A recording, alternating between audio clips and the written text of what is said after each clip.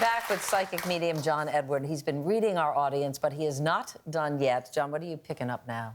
I want to go over here in this section, and I feel like I have a famous, no joke, I have a famous feeling. So when they give me a famous feeling, it means that somebody has celebrity in life in some way.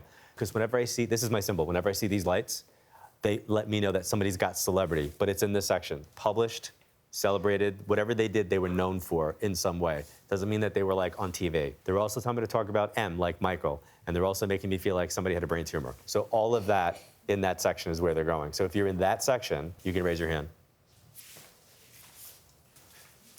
You stand up too? Thank you. Hi. How are you? Good, how are you? I'm good.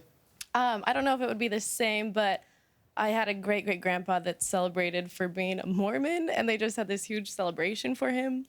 Okay. Was he celebrated in a, like he's historical for what he did, or he's connected to the church for what he did? Yeah. So I think it was like a couple months ago, they had this huge thing down in Provo, Utah. Okay. Where and they had a whole where's the thing. M in the family?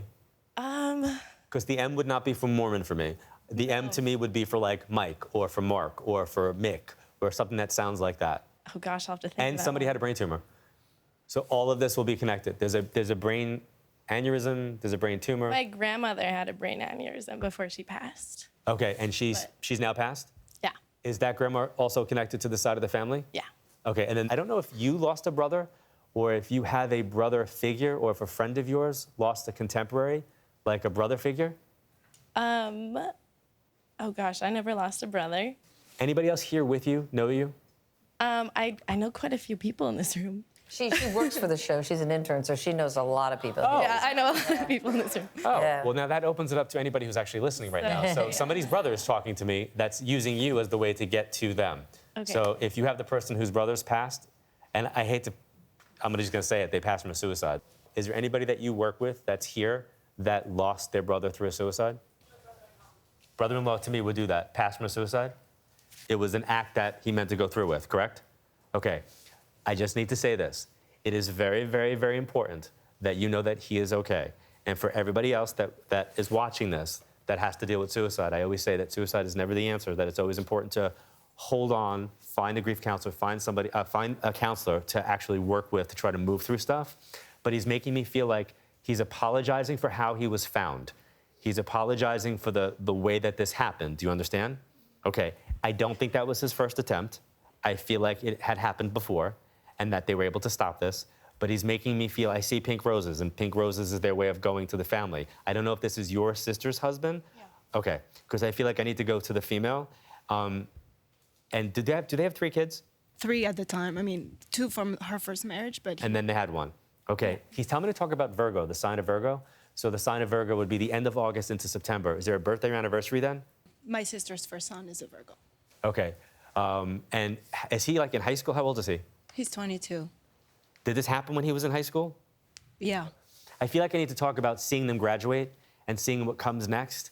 And again, I'm just very apologetic in tone for how like this happens and how this is found.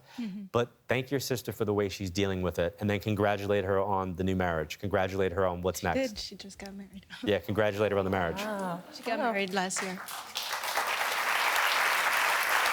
Thank you. Somebody just put their dog down. They're telling me that the dog is here. So somebody literally just put their dog down. So it's a very recent, just happened? This morning? I am so sorry. Ann, this is Ann, our Yeah. producer. Come on over, Ann. I'm so sorry. They're I did not talk to you about that. no, they're telling me to say like it just happened. Like It was 5 o'clock this morning. oh. My mom and dad's dog, Molly. Well, I need you to know that the dog is there. Oh my gosh. Oh, you freaked me out. Sorry. Oh my gosh. The dog isn't coming through, is it? Is No, it the dog actually does show. do- The dog actually comes through. And the dog first is time that telling ever happened. you. Yep.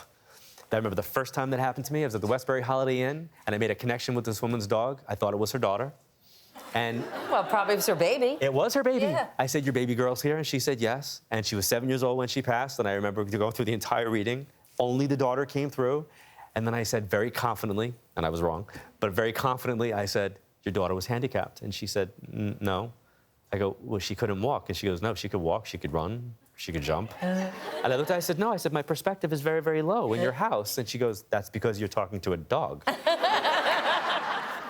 Have you ever had one of those awkward moments, like you're having some intimate thing with your wife and a dead grandparent shows up or something? I mean, you know, or can you make sure that doesn't happen? No, when I'm off, like when I'm done, like when I'm not doing this, I power down because I don't want to pick up on anybody's energy. I don't want anybody's stuff. So you can prevent it from happening. 100%. Wow. Metaphysics 101 teaches you that if you're a true practitioner of this work, you power down when you're done. You only enter a person's vibration when they ask you to do it, and you don't attack people in aisle 5 of the supermarket. Right. And if they're knocking at your door and you don't want to hear them, No, there's no knocking at my door. Okay. It's just gone. It's gone from when you.